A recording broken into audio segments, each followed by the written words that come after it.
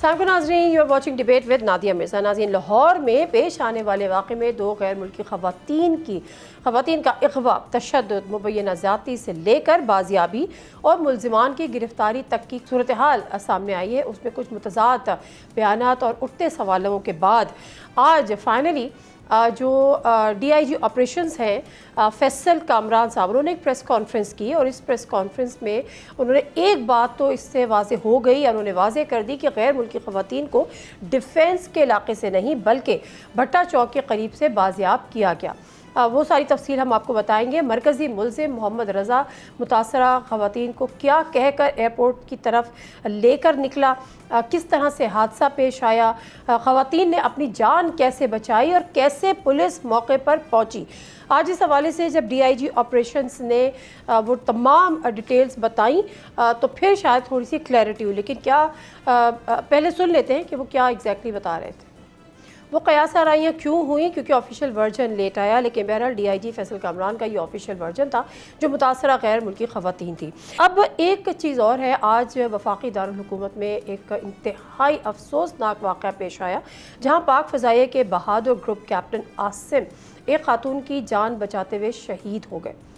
नज़ीर, इब्तिदाई इत्तलात के मुताबिक वो 9th एवेन्यू शाहीन चौक से गुजर रहे थे कि उन्होंने एक मोटरसाइकिल सवार को खातून का हाथ खींचते देखा और ग्रुप कैप्टन आसिम ने फौरी तौर पर मुदाखलत करके खातून को बचाने की कोशिश की। ताहम जो मुल्ज़िम था, उसका नाम साद बताया जा रहा है, उन पर फायरिंग कर दी और जिसके नतीजे में वो मौके पर ही शहीद हो गया। आज के प्रोग्राम में इसके अलावा भी कुछ बात करेंगे, जैसे कि क्या मुल्क में चल रहा है, जो सियासी मंजरनामा है करवट लेता, अचानक हुकूमत की कारकर्दगी पर सवालात उठने लगे हैं, वजारतों में रद्दोबदल की बातें भी हो रही हैं और इसके साथ हुकूमती इत्तेहाद का जो बदलता लहजा है, क्या ये सब हुस्न इत्तेफाक है या फिर वाकई हुकूमत की कश्ती लड़खड़ा रही है।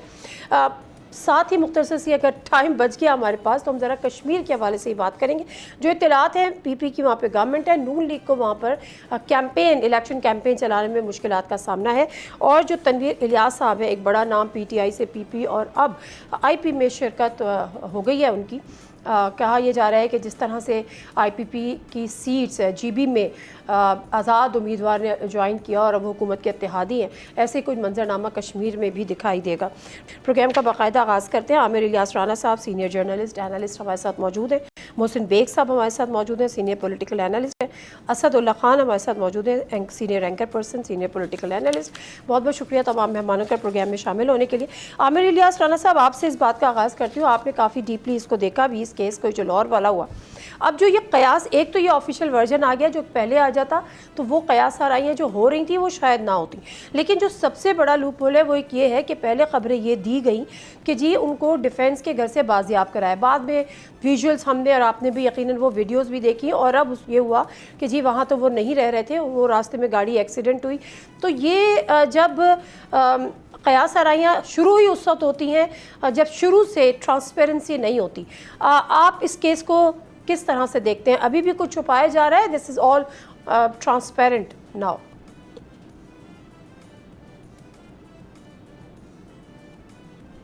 आमिर इलियास राना साहब। अच्छा, आपने मुझसे सवाल पूछा है? जी सर।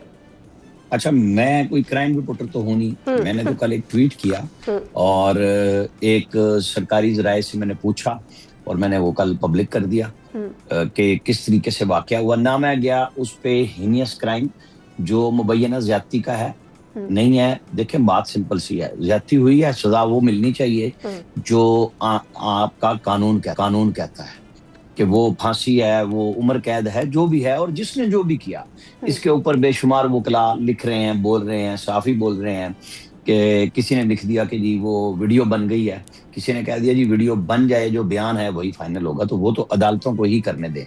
बिल्कुल ठीक है, लेकिन सर बात दो तीन चीज़ें। मोहसिन बेग साहब, अगर आप मुझे इजाज़त दें तो मैं असदुल्ला से ज़रा ये कहानी सुन लूँ, क्योंकि इनके पास बड़ी इस हवाले से डिटेल्स हैं, उस पर आपसे ज़रा इस पर तबसरा चाहूँगी। लेकिन ये हकीकत है कि जब बीच में बड़े लोग तो अपनी जगह आ जाते हैं, बहुत सारे कानून से बच भी जाते हैं, लेकिन जब मामला इंटरनेशनल पासपोर्ट का आ जाए ना मुल्क से बाहर, तो फिर हमारे यहाँ तो जो है कि वो CCD नेफे में पिस्तौल भी नहीं चल रहे होते, और ऑस्ट्रेलियन जो बच्ची का हुआ जिस तरह से, वो भी हमने और आपने देखा। तो एक मुझे इजाज़त दीजिएगा मोहसिन बेग साहब। असदुल्ला, ये बताएं, अब तो एक ऑफिशियल वर्जन आ गया तो हम खुलकर इस पे बात कर सकते हैं विदाउट एनी स्पेकुलेशन, लेकिन जो ऑफिशियल वर्जन है उसके अलावा भी आपके पास कुछ है? देखिए, बुनियादी तौर पर तो हम उसी चीज़ को कंफर्म मानते हैं ना जिस बात को आज ऑफिशियली बताया गया है, लेकिन कुछ ऐसी चीज़ें जो अभी तक हमसे कंफर्म नहीं हो पा रही या जो कयास की सूरत में मौजूद हैं कि ये बॉस कौन है, वहीद कौन है, तो जब तक उसका ऑफिशियल वर्जन ना आ जाए तब तक मैं भी मोहतात ही रहूँगा। हालांकि इस हवाले से कुछ मालूमात मेरे पास मौजूद हैं, लेकिन बहरहाल जो दी गई मालूमात हैं उसमें भी कई सारे सवाल उठ रहे हैं जो किए भी गए और उसका जवाब नहीं आया। मसलन अब एक तो अभी जो बात हो भी रही थी और जाहिर है हमारे जहन में भी ये सवाल बिल्कुल मौजूद है कि ये इतना हाई प्रोफाइल केस भी बना और इसमें किसी को का नाम छुपाया भी नहीं गया।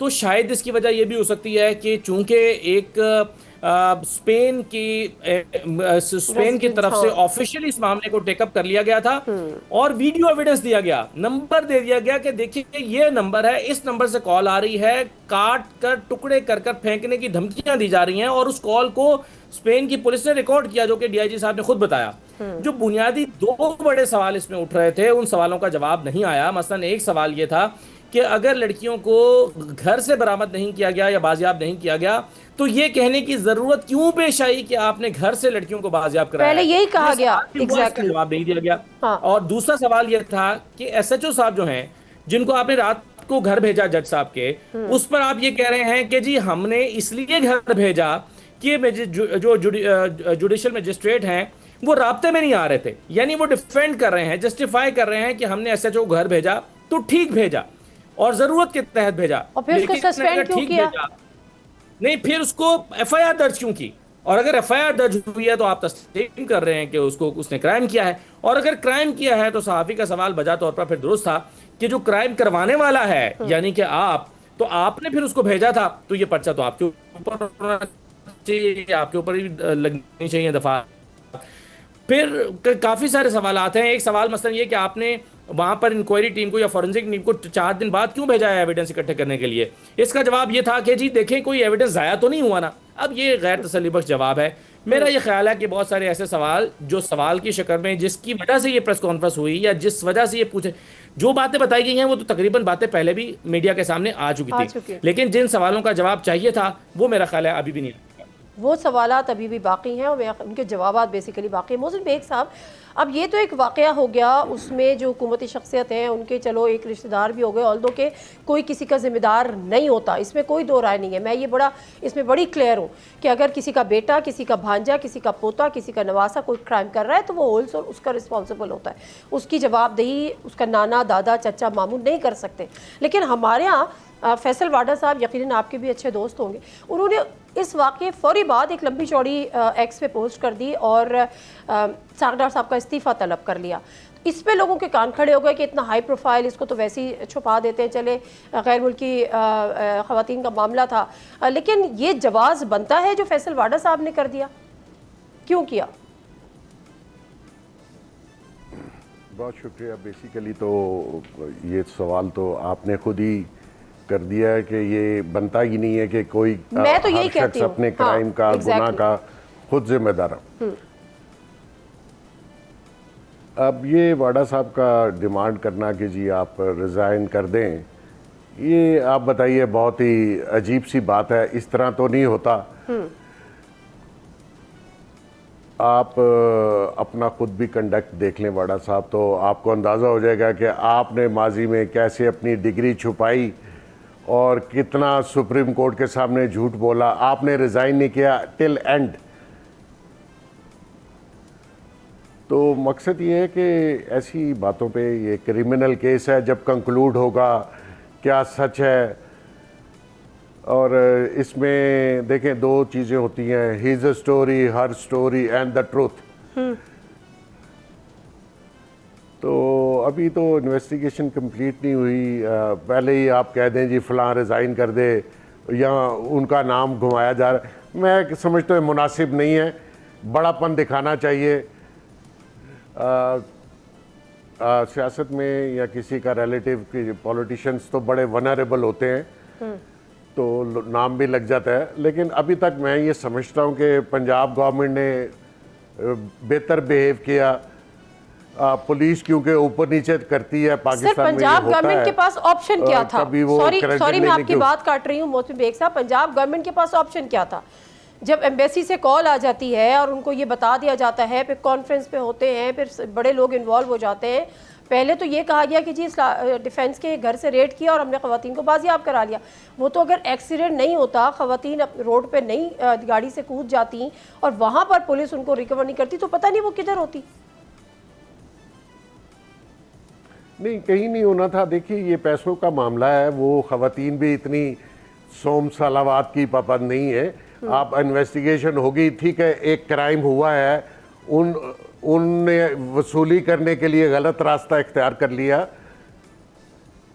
उनके जेन्युइन पैसे इस क्रिप्टो करेंसी में इन ख़वातीन के ज़रिए इन्वेस्ट हुए और वो भी यहाँ मज़ीद पैसे लेने के लिए और इन्वेस्टमेंट लेने के लिए ख़वातीन पाकिस्तान आई थी।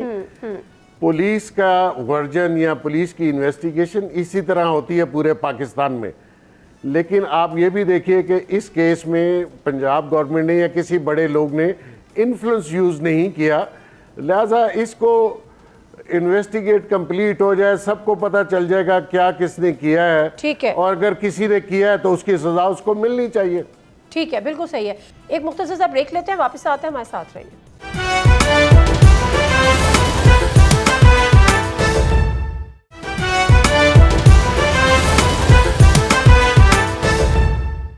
जी नाज़रीन, प्रोग्राम में एक दफ़ा फिर आपको खुश आमदीद। आमिर इलियास राणा साहब, आप भी ऐसे ही देखते हैं कि कोई इन्फ्लुएंस नहीं किया या पंजाब गवर्नमेंट इस पोजीशन में थी ही नहीं? क्योंकि हमने पहले ये देखा, फौरी तौर पर नोटिस लिया और फौरी तौर पे उनको बाजियाब कराने का कहा और ये वो। जब एम्बेसीज इन्वॉल्व हो जाती हैं, इंटरनेशनल मीडिया इन्वॉल्व हो जाता है, मुख्तलिफ बाहर का मुल्क कोई हो जाता है, तो फिर तो इन्फ्लुएंस को इस्तेमाल, तारीख तो हम जो वाक़यात देखते हैं, हो ही नहीं सकता। सीसीडी ऑस्ट्रेलियन जो बच्ची थी, ऑस्ट्रेलियन निज़ार, उसमें आगे सीसीडी को प्रेस कॉन्फ्रेंस करनी पड़ी, माफ़ी मांगनी पड़ी, लोगों को सस्पेंड करना पड़ा। अदरवाइज़ जो पाकिस्तानी लोग हो रहे होते हैं, जिनके नेवों में बंदूकें, तलवार, पिस्तौलें चल रही होती हैं, उसमें तो कुछ नहीं होता। जब केस के ऊपर बच्चियों का रेप हो रहा हो, लोगों का अगवा हो रहा हो, तो क्या तकरीर होती है हमारे सहाफ़ियों की कि जी फैसला नहीं करती पुलिस, अदालतें सजाएं नहीं देती, इस बहस से हटके कि सीसीडी क्या कर रही है। इस मुल्क में, आप कराची शहर से भी बिलोंग करती हैं, आपने ग्रुप कैप्टन का जिक्र किया, क्या कराची में कोई रुकता है? वहाँ रोज लोगों को मारा जाता है सबके सामने। सिचुएशन कहाँ पहुंची हुई, आपने जिक्र किया ना अभी ग्रुप कैप्टन। नहीं, वो तो इस्लामाबाद में हुआ है। बच्ची को देख के एक मिनट, मैंने मिसाल ये दी कि आप कराची से हैं, क्या वहाँ कोई रुकता है? दिन दिहाड़े रात में कुछ भी हो रहा हो, लोग रुकते हैं? नहीं रुकते। यहाँ पे ठीक सिचुएशन है, कोई आइडियल सिचुएशन नहीं, लेकिन एक शख्स, चाहे वो पाकिस्तान एयरफोर्स से है, लेकिन वो है तो पाकिस्तानी, बच्ची भी पाकिस्तानी थी, वो खड़ा हुआ, वो शहीद हो गया, वो प्राइड हुआ पाकिस्तान के लिए, उसको अवार्ड भी आला तरीन मिलना चाहिए। जैसे हम किसी भी बचाने वाले को, एजाज शहीद को हमने कहा ना जब उसने रोका स्कूल के बच्चों के ऊपर खुदकुश हमले को, ये मिसालें दी जाती हैं। अब चूंकि हमारे यहाँ पेट में दर्द है कि मरियम नवाज का नाम क्यों नहीं आ रहा, पंजाब गवर्नमेंट का नहीं आ रहा, तो हम ढूंढते हैं लफ्ज कि जी वो तो बाहर के लोग आ गए थे। भाई पहली जब इतला आई है, मैंने तो लिखा है जो मैंने पूछा है, वो गलत हो या सही हो पता चल जाएगा सारा इन्वेस्टिगेशन में, कि जैसे ही रजा डार का नाम आया, आईजी ने फोन किया है मरियम नवाज को, उन्होंने कहा जी पहले तो बच्चियां निकालो और जो करना है करो। कहीं पे ये अभी तक जितने जय्यद हैं, क्राइम रिपोर्टर हैं, कुछ हैं, कोई ये नहीं कह रहा, सिर्फ ये बहाना ढूंढते हैं, वो जी साहब वो जो चूंकि गैर मुल्की थे ना, फलां थे ढिमकां थे, ये क्रेडिट देने को तैयार नहीं है कि अगर उनका अजीज है और ले रही है पंजाब गवर्नमेंट, तो उसको एक तरफ तो आप सराहेंगे ना, इफ एंड बट के अलावा। मैं तो उसको सराहूंगा कि बिल्कुल ठीक एक्शन हुआ। आज मोहसिन बेग साहब को कितने साल बाद उस पुलिस ऑफिसर को तनाजुली की सूरत में इंसाफ मिला है, आज ही नोटिफिकेशन हुआ है, जिसने इनके साथ मैन हैंडलिंग की, कानून क्या कानून के खिलाफ पुलिस गई या रजादार और उसका गैंग गया? मैं तो उस पर नहीं जा रहा ना मुझे उसकी सफाई की जरूरत है। जो जुर्म बनता है उसकी सजा उनको मिलनी चाहिए। पॉलिटिकल पोजीशन तब खराब और कंप्रोमाइज होगी, एक मिनट, जब आप ये कहेंगे कि जी ये तो छुपाने की कोशिश की गई। आप इफ एंड बट के अलावा सीधे सीधे आए जो रोजाना की बुनियाद पे होता है कि क्या उन्होंने, जो कहती है खातून वजीर आला कि मेरी रेड लाइन है खवातीन, क्या उसने उस रेड लाइन को कहा कि मतलब मेरी फैमिली, मेरे ससुराल में से, मेरी बहन के ससुराल में से कोई बंदा आ गया है तो बस इसको पहले बचा लो और बाकियों को डाल दो? क्या किसी ने रिपोर्ट की है बात? ठीक है, किसी एक ने, जितने मर्जी इन्वेस्टिगेशन नहीं, जब नहीं है तो फिर इसको रिलेट करना कि जी ये तो फर्क, भाई कॉल आई है, मैंने वो लिखा, आप पता पढ़े वहां पे लिखा हुआ क्या 15 पे भी कॉल आती है, मैंने नहीं जवाब दिया किसी का। मान लिया ना कि 15 पे कॉल आती है, बाहर से भी आती है, रिकॉर्ड भी हो रही है, गुफ्तगू भी हो रही है। हमारे यहाँ तो हर बंदे ने एक समझा हुआ है कि जो मैं लिख रहा हूँ वो सही है। मैं तो नहीं कह रहा, मुझे जो इन्फॉर्मेशन मिली मैंने वो पब्लिक कर दी और लोगों की राय है वो उसके ऊपर तबर्रा करें। हमें जब इन्वेस्टिगेशन में जाना है, मैं ये बार बार कह रहा हूँ कि उन्होंने कारोबार में गंद किया, उन्होंने खवातीन के साथ मुबैना तौर पर ज्यादती की, उसका जो भी फॉरेंसिक होना है, जो कुछ करना है, डीएनए करना है, आप करें, उसके ऊपर बात होनी चाहिए कि जी क्या उधर बचत हो रही है। आमिर साहब, राना रियाज साहब, आपकी बात ये तो ठीक है। मरियम नवाज साहिबा 1000 बार कहती हैं कि जी खवातीन मेरी रेड लाइन है, इसमें कोई दो राय नहीं, और हिना परवेज़ भट्ट साहिबा वहाँ पर पहुँचती भी है, सारा कुछ होता है। बट अगेन लेकिन रियलिटी इज़ कि ये बड़ी अफसोसनाक बात है। असद में आपसे इस बात की आप तस्दीक करें, तरदीद करें, सीसीडी के कितने सारे केसेस होते हैं, लेकिन जब वो ऑस्ट्रेलियन निजात बच्ची होती है तो फिर पूरी प्रेस कॉन्फ्रेंस होती है, माफ़ी तलाफ़ी होती है, ज़िम्मेदारों का तयन होता है, एक टीम बैठती है, फिर उनको सस्पेंड किया जाता है। क्या इससे पहले आपने किसी केस में ऐसा देखा था? और अगर ये गैर मुल्की ख़वातीन नहीं होती, एम्बेसीज इन्वॉल्व नहीं होती, तो तब भी आप कोई ऑप्शन रह जाता था इन्फ्लुएंस इस्तेमाल करने का या इसको पर्दा डालने का? मेरे ख्याल में तो एम्बेसीज के इन्वॉल्व होने से पहले जब सीएम को इतला मिलती है वो आ गई थी उसके अंदर। अच्छा, और जैसे फैसल वावड़ा साहब ने इस्तीफे का मुतालबा किया, क्या उन्होंने इमरान खान से कैबिनेट में इस्तीफा मांगा था? वो कह रहे हैं मैंने सिर्फ ये कहा था बंद लिफाफे को ना खोलें। ठीक है, कोई आया पब्लिक में खड़े होके? ठीक है, मैं जरा असद से भी जवाब ले। जी, मैं समझा आपने मुझसे पूछा, सॉरी। बात नहीं सर। अच्छा देखिए, जो टाइमलाइन आज डीआईजी साहब ने अपनी प्रेस कॉन्फ्रेंस में बताई है ना, जिस तरतीब से जिस तरतीब से इवेंट्स हुए, उसको उस टाइमलाइन को देखकर ये अंदाजा होता है कि जब ये केस पहली मर्तबा उस वक्त तक पुलिस के में ये नहीं था कि इसमें जो मुल्जिम है वो किस सियासी खानवादे से ताल्लुक रखता है। पुलिस ने टेकअप किया कि भाई बैरून मुल्क भी मेरे इस टाइमलाइन नवाज को एक केस को डीआईजी साहब के मुताबिक घंटे के अंदर अंदर लड़कियों को बाजियाब कराया जाए। यानी उन्हें जाहिर है फौरी तौर पर तशवीश हुई कि गैर मुल्की लड़कियां हैं, यहाँ पर न जाने कौन है जो इनको अगवा करके बैठा और टुकड़े टुकड़े करके फेंकने की धमकियां दे रहा है। इस टाइमलाइन के मुताबिक मरियम नवाज साहिबा के इल्म में उस वक्त तक नहीं था कि ये कौन है। और जब जाहिर है बाद में पुलिस ने मजीद तफ्तीश की, सारी ट्रेस कर ली, सड़कें नाप ली, जब कैमरे निकाल लिए, जब उस घर में छापा मारा और वहां जाके डीआईजी साहब के अपने मुताबिक तब उनको पता चला कि ये जो लोग हैं यहाँ पर ये तो कोई इसहाक डार साहब के जो है वो जानने वाले हैं या उनकी फैमिली के लोग हैं। तब उनके इल्म में आया तो तब तक काफी देर हो चुकी थी। अब जाहिर है मैं इसको क्रेडिट नहीं छीनना चाहता, आज उन्होंने डीआईजी साहब ने भी क्रेडिट लिया कि देखिए हमने इनको हथकड़ियां लगाकर पेश किया है। जी, वो इस बात का भी क्रेडिट ले रहे थे कि जैसे बाकी लोगों को हथकड़ियां लगाकर पेश करते हैं ऐसे इनको भी हथकड़ियां लगाकर पेश किया है, तो क्रेडिट तो वो ले रहे हैं। लेकिन इस टाइमलाइन के मुताबिक मरियम साहिबा को इस बात का इल्म यकीनन चीफ मिनिस्टर साहिबा को और पुलिस को बाद में आया कि ये बच्चा कौन है। लेकिन असद रजा की लोकेशन भी, पुलिस काम कर रही थी, रजा की लोकेशन भी उनकी फैमिली ने ही उनको भेजी, ये भी खबर है। ट्रेस भी उनकी फैमिली ने ही कराया। जी, लेकिन वो तो बाद में हुआ ना जी, जब ये नंबर पता चला और ये पता चला कि ये कौन है, तो उसकी कंफर्मेशन के लिए उन्होंने कहा कि फिर हमने फैमिली से राब्ता किया कि ये आप कंफर्म करें क्या वाकई ये जो मुजरिम है जिसके पीछे हम भाग रहे हैं या मुलजिम है ये वाकई आपकी फैमिली का है। तो फिर वहां से वो कंफर्म हुआ और फिर उसके नंबर पर राब्ता करके डीआईजी साहब ने बताया कि कहा गया कि आप सरेंडर कर दें तो ज्यादा बेहतर है, और फिर शायद उस बच्चे ने सरेंडर ही कर दिया, उस लड़के ने।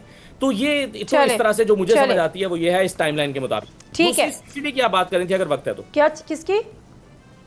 आप सीसीडी की बात नहीं कर रहने रही दें, हैं। सीसीडी अभी रहने देते हैं, थोड़ा सा आगे बढ़ना है मुझे। मोहसिन बेग साहब, ठीक। ये अब मुल्क में कल एमक्यूएम के फारूक सत्तार साहब ने एक प्रेस कॉन्फ्रेंस कर दी और उन्होंने कहा कि जी हम हुकूमत से अलग हो जाएंगे अगर आप हमारे मुतालबात नहीं मानते। पे दर पे ऐसे वाक़यात, फिर कुछ कहते हैं ना कि एक बाकायदा शुरू हो गया एक मामला कि जी हुकूमत नहीं चल रही, वज़रा उस तरह से डिलीवर नहीं कर रहे। फिर फैसल वाडा ने ये इनके खिलाफ, सरदार साहब के खिलाफ ट्वीट कर दी जो कि बनती नहीं थी उनके इस्तीफ़े की। क्या हुकूमत में कुछ तब्दीलियाँ होते हुए देख रहे हैं, हुकूमत में कुछ मुश्किलात में इजाफा होते हुए देख रहे हैं आने वाले दिनों में, या रिफ शफलिंग ही होगी खाली वज़रा की?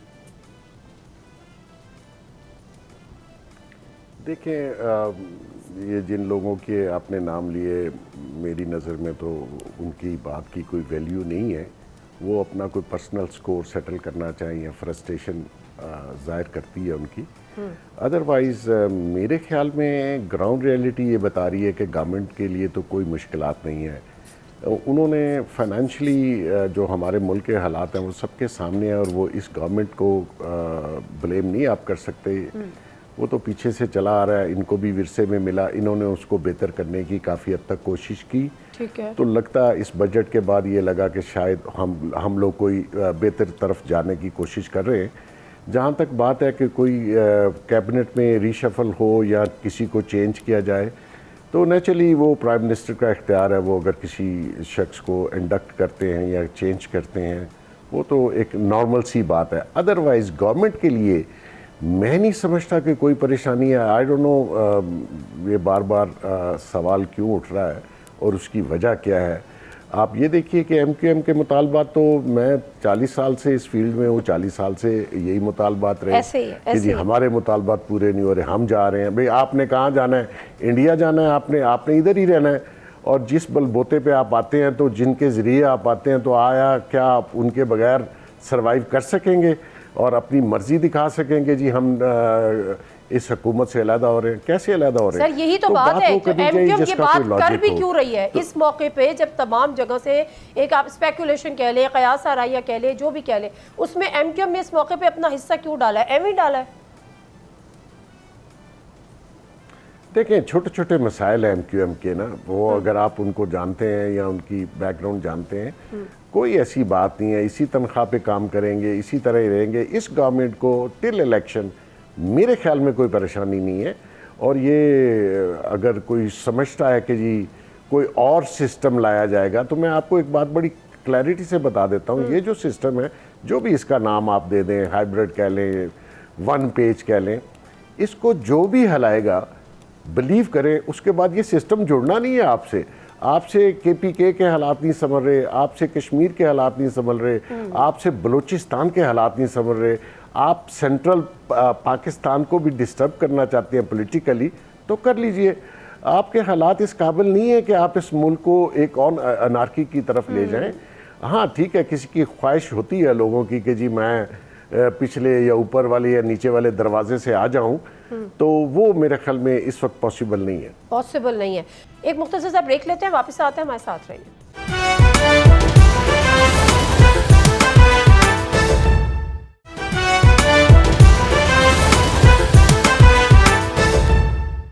जी नाज़रीन, प्रोग्राम में एक दफ़ा फिर आपको खुश आमदीद। आमिर राना साहब, आप भी यही समझते हैं कि ये अभी पॉसिबल नहीं है? ऑल्दो के सोहेल वड़ाई साहब भी बहुत कुछ लिख रहे हैं, जिस तरह से पहले उन्होंने ये कंपनी नहीं चली है वाला था, उन्होंने वही चीज़ें तसलसल के साथ लिख रहे हैं। जो रिशफलिंग वाली बात है, वो बड़े बड़े ओहदों की और बड़े बड़े नामों की भी बात हो रही है कि इसको यहाँ पर ले आएँ, उसको फला जगह कर देंगे। आपके पास कुछ है सर, कोई इन्फॉर्मेशन, कोई न्यूज़? जब कैबिनेट की तब्दीली की खबरें तवातुर से आई, तो एक खामोश फैसला हुआ कि हारून अख्तर खान SAPM से एडवाइजर हो गए और मिनिस्टर ऑफ स्टेट के दर्जे से वफाकी वजीर के दर्जे पे फाइल हो गए। आपने देखा जी, खामोशी से एक नोटिफिकेशन हो गया। मैंने नवाज शरीफ और शहबाज शरीफ दोनों को देखा है, सूबाई हुकूमतों में भी, वफाकी काबीना में भी, मतलब वफाक की हुकूमत में भी, ये इसी तरह ही चलाते हैं। खबर आती रहती है, कुछ लोग शेरवानियों की, आजकल टाई सूट का ज़माना है, तो वो उसकी तैयारी में रह जाते हैं और कहा जाता है कि अच्छा अब करते हैं, ये वक्त गुजर जाए, ये वक्त गुजर जाए। और मैं मोहसिन बेग साहब की इस बात से 100% इत्तेफाक करूंगा कि ये जो सिस्टम है, ये 1 पेज है और बहुत सारे लोगों ने खबरें दी जिन्होंने लिखा कि जी पिंडी की तरफ से ख्वाहिश आई है कि वज़रा जो है ना 14-15 होने चाहिए, कुछ कहते हैं कि जी कम कर दें। तो मेरा जवाब ये है कि आधे वजीर किस तरफ से आए हुए हैं, तो पहले तो लिस्ट तय होगी ना कि जी इधर से निकालने हैं या उधर से निकालने हैं। अच्छा। तो जब दोनों की लिस्ट एक है, फिर इसके अलावा मैं आपको बताता हूँ, जो मोहसिन साहब ने बड़ा अच्छा लफ्ज यूज किया, फ्रस्ट्रेशन। होता यह है कि प्राइम मिनिस्टर के पास या वजीरों के पास लोग काम लेके जाते हैं, और मैं कतन फैसल वावडा की बात नहीं कर रहा, मैं ये 6 महीने से बात कर रहा हूँ। मैंने पूछा था लोगों से कि क्या हुआ ना, ये नहीं मैं ना शोएल बड़ाइच की कॉलम की बात कर रहा हूँ, ठीक है, हर एक की अपनी राय है। मैंने उस वक्त पूछा तो उन्होंने कहा जी होता ये है कि पीएम हाउस में बहुत सारे लोग हुकूमत में आते हैं कि जी हमारा ये काम कर दें। अच्छा, वो काम नहीं हो सकता या नहीं होता तो वो पिंडी जाके शिकायत लगाते हैं, इन्फ्लुएंस ना दोनों तरफ ही, आम आदमी की तो बात नहीं हो रही। नहीं। वो उनको बताते हैं, और पिंडी इस्लामाबाद में गैप है ही नहीं, वो फौरन पूछते हैं एक दूसरे से और बात डाई डाउन हो जाती है कि जी मुतालबा क्या था, शिकायत क्या है। यही काम इधर वाले उधर जाके भी करते हैं, उधर वाले इधर आके करते हैं, और इनमिकेबली सॉल्व होता जा रहे हैं मैटर। आप देख लें बुनियानुल मरसूस से लेके या जो अब अमेरिका की और ईरान की सालिसी है, क्या दोनों तरफ से एक ही गुफ्तगू नहीं हो रही? कोई खबर गलत फीड हुई है कि नहीं, हमने क्रेडिट नहीं लिया, हमने नहीं दिया, कोई किसी को टेंशन दी? बिल्कुल नहीं। ये होता है कि जब वो कहते हैं ना दो भाई बैठे हैं, फैमिली भी बैठे, तो बर्तन खड़कते हैं उसके अंदर, वो खड़कते हैं, गुफ्तगू होती है, या तो गुफ्तगू बंद हो जाए। मेरे हिसाब किताब में कुछ ऐसा नहीं, कुछ ऐसा नहीं है। असदुल्ला साहब, आपके हिसाब किताब में भी कुछ ऐसा नहीं है? जो मेरी समझ में बात आती है वो ये है कि मैंने एक साल सवा साल पहले ये खबर दी थी कि फैसल वाडा साहब इंटीरियर मिनिस्ट्री के ख्वाहिशमंद हैं और इसरार कर रहे हैं कि उन्हें इंटीरियर मिनिस्टर जाए। ओके। तो उस वक्त जहां उन्होंने ये बात की, उनसे कहा गया कि अल्लाह के बंदे मोहसिन नकवी इंटीरियर मिनिस्टर हैं, उन्हें हटाकर कैसे बना? तो उनका इसरार यह था कि मोहसिन नकवी को चाहे आप प्राइम मिनिस्टर बना दें, डिप्टी प्राइम मिनिस्टर बना दें, कुछ बना दें, मगर मुझे इंटीरियर मिनिस्टर हैं। अब जब वो वज़ीर ख़ारजा के ये इसहाक़ डार साहब के इस्तीफ़े का मुतालबा कर रहे हैं, तो इस बुनियाद पे कर रहे हैं, जो मेरी अंडरस्टैंडिंग है वो इस बुनियाद पे कर रहे हैं कि चलिए अगर वज़ीर ख़ारजा की सीट खाली होती है तो उसके कैंडिडेट मोहसिन नकवी बन जाएंगे। मोहसिन नकवी अगर वज़ीर ख़ारजा बन जाते हैं, जो कि मोस्ट पावरफुल कैंडिडेट हैं इस सीट के, तो इनकी सीट खाली हो जाएगी। तो अगर आप इन चीज़ों को, इन निकात को जो, तो मुझे लगता है कि इसके पीछे एक ये ख्वाहिश मौजूद है जिसकी वजह से वज़ीर ख़ारजा से वो इस्तीफ़े का मुतालबा कर रहे हैं। हालांकि मेरा नहीं ख्याल कि उनसे, मैं मुत्तफ़िक़ हूँ इस बात से कि उनसे वो करना कि आप इस्तीफ़ा दें इस बुनियाद पर कि उनके नवासे ने क्राइम किया है। नवासे का क्राइम जो है वो आपका जो नाना है वो क्यों उसको करेगा?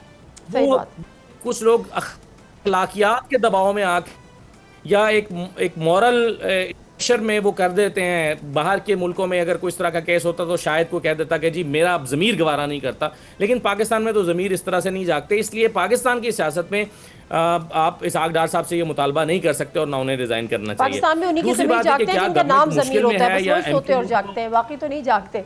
अच्छा, जरा कोई बता दे जरा ये जो अच्छा ये कोई मैं क्विकली बता देता हूँ। नहीं सुन तो ले, सवाल तो सुन ले कि हुकूमत के हवाले से। नहीं, ये हुकूमत के हवाले से नहीं कर रही मैं, कोई आपसे ये पूछ रही, अगर बताना चाहे जरूर बता दीजिएगा कि कुछ मुश्किलात है या नहीं है। लेकिन कश्मीर का जो अब इशू है, जो वो है तनवीर इलियास साहब, उन्होंने IPP ज्वाइन कर ली। गिलगित में भी हमने देखा 6 सीटें IPP ने ले ली, आज़ाद लोग उनमें मिल गए, उनको रिजर्व सीट मिल गई, हुकूमत के इत्तेहादी बन गए, बावजूद इसके कि इलेक्शन में तो उनका कोई नामो निशान नहीं था।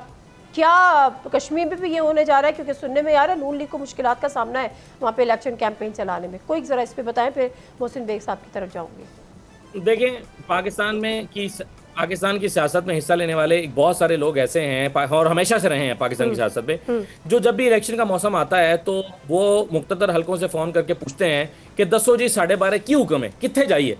यानी उनको पूछते हैं कि इस दफा हुकूमत आपने किसकी बनवानी है, हम किधर को जाएं। ये के इलेक्शन में भी देखा, 2008 के इलेक्शन में भी देखा, 13, 18, यानी सारे इलेक्शन में ऐसा होता है। और 18 के इलेक्शन में भी हमने देखा PTI की तरफ लोगों को हाँका गया। 24 के इलेक्शन में जो है वो PTI से छीन के लोगों को, इलेक्टेबल्स को इधर से शामिल करवाया गया, कुछ इस्तेकाम पाकिस्तान पार्टी में डाले गए। तो सरदार तनवीर इलियास भी उन्हीं लोगों में से हैं या उसी कैटेगरी में फॉल करते हैं जो पूछ के जा रहे हैं कि दसो जी किधर नू जा रहा है। तो ये तो बात यूँ समझ आती है। दूसरी बात यह कि क्या हुकूमत मुश्किल में है या MQM की अंगड़ाई लेने की कोई खास वजह है? मेरा ख्याल है एमक्यूएम की ये जो मुतालबा है या धमकी है, इसमें कोई जान नहीं है। कोई जान नहीं है, एमक्यूएम बिल्कुल ठीक एक दावा लगा रही है, वरना एमक्यूएम से पूछे ना 22 सीटों की जो धमकी दे रहे हो कि हम छोड़ के चले जाएंगे ऑपोजिशन में, 22 में से तुम्हारी सीटें हैं कितनी, जीते कि नहीं हो? ये मुश्किल और भाई सवाल है, जिनके ये बलबूते मुश्किल पर सवाल सीटें है। मिली बिल्कुल हैं। ठीक है, बिल्कुल ठीक है। आमिर इलियास राणा साहब जरा कोई बताएगा कि कश्मीर में कोई बड़ा अपसेट होने जा रहा है, जो कश्मीर के हालात हैं, पीपल्स पार्टी के लिए भी शायद मुश्किलात हो, लेकिन नून लीग के लिए सुना है कि इलेक्शन कैंपेन चलाने में वहाँ पे मुश्किलात हो रही है, क्या आईपीपी को वहाँ भी हिस्सा मिलने जा रहा है? एक उभरती हुई जमात बन के सामने आ रही है। आईपीपी जब जीबी में गई थी तो सब कह रहे थे कि बड़ी जमात होगी, रिजल्ट 0 था। आजाद कश्मीर की सियासत थोड़ी सी डिफरेंट है कि बरादरियों पे ज्यादा बेस करती है पार्टियों की निस्बत, फिर पार्टी का वोट मिल के आपको जिताता, तो पार्टी तो वो नहीं है। तो जो लोग उनके साथ खड़े हैं ये जीबी में तो कामयाब नहीं हो सके थे। सरदार तनवीर इलियास आखिरी वक्त तक पीपल्स पार्टी में कोशिश करते रहे, वो बिल्कुल नहीं पूछ रहे थे किसी से कि किधर जाना है, क्योंकि वो चाह रहे थे कि उनके ग्रुप को टिकट्स मिले। जब नहीं मिली तो ऑप्शन तो सबके पास मौजूद था और पीपल्स पार्टी को भी पता था कि ये हमें छोड़ के तरीके इस्तेकाम पाकिस्तान पार्टी में चले जाएंगे। कैंपेन अभी चलेगी, अभी देखें आज शाम को हतमी फरिश्त आनी है और शायद कल या परसों निशानात भी मिल जाने हैं। कैंपेन अब शुरू होनी है। बहरहाल हसास मामला है आजाद कश्मीर का, इस पे हम देखेंगे और फिर बात करेंगे। ठीक है मुस्लिम एक से ज़रा आप भी इस पे कमेंट कर दीजिएगा, क्योंकि जो इस वक्त हालात हैं, जिस तरह से आमिर इलियास राणा साहब ने भी कहा कि हसास मामला है, बहरहाल वहाँ पर क्या देख रहे हैं आने वाले वक्त में, क्योंकि जीबी में एक अपसेट हुआ है, वफाक की गवर्नमेंट वहाँ पे गवर्नमेंट नहीं बना सकी। कश्मीर का क्या हालात देख रहे हैं? देखिए, कश्मीर के हालात बड़े सेंसिटिव हैं। नेचुरली इलेक्शन ऐसे माहौल में ये कराने जा रहे हैं जहाँ पे बहुत सारी ट्रबल है और लोग बड़े मुश्तिल भी हैं, गुस्सा भी कह लीजिए, गम भी कह लीजिए। तो ऐसे माहौल में कैंडिडेट्स को अपनी कॉन्स्टिट्यूंसीज में जाने में थोड़ी सी दुश्वारी होगी और प्रॉब्लम आएगी। लेकिन जैसे ही इलेक्शन कैंपेन शुरू होती है, नेचुरली उसमें मोमेंटम बिल्ट होता है। अब ये तो कबल अज़ वक्त होगा कहना कि कौन सी जमात इसमें इस्तेकाम पार्टी का आप रोशन देख रहे हैं वहाँ पे मुस्तकबिल लाइक जीबी? देखिए, मेरे ख्याल में वो एक ऐसी पार्टी बना दी गई है कि जहाँ पे किसी को जगह ना मिले तो वो उस जगह पे उसको पार्क करवा दिया जाता है कि आप वहाँ चले जाएं। तो नेचुरली आने वाले दिनों में अगर इस तरीके से लोगों को वहाँ शामिल करवाया गया है तो उसका रिज़ल्ट भी थोड़ा सा मुख्तलिफ ही होगा। हाँ ठीक है, बिल्कुल सही है। बहुत शुक्रिया मोहसिन बेग साहब, आमिर इलियास राणा साहब, आपका भी, असदुल्ला। और अक्सरियत की राय है कि मुश्किलात को ख़ास नहीं है।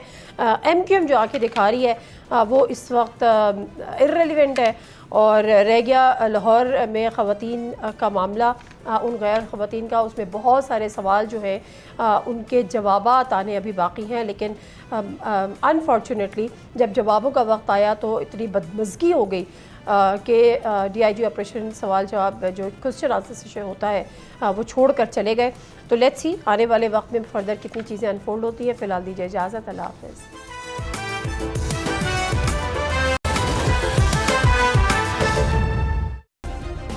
सब्सक्राइब करें और बेल दबाएं ताकि कोई खबर रह न जाए।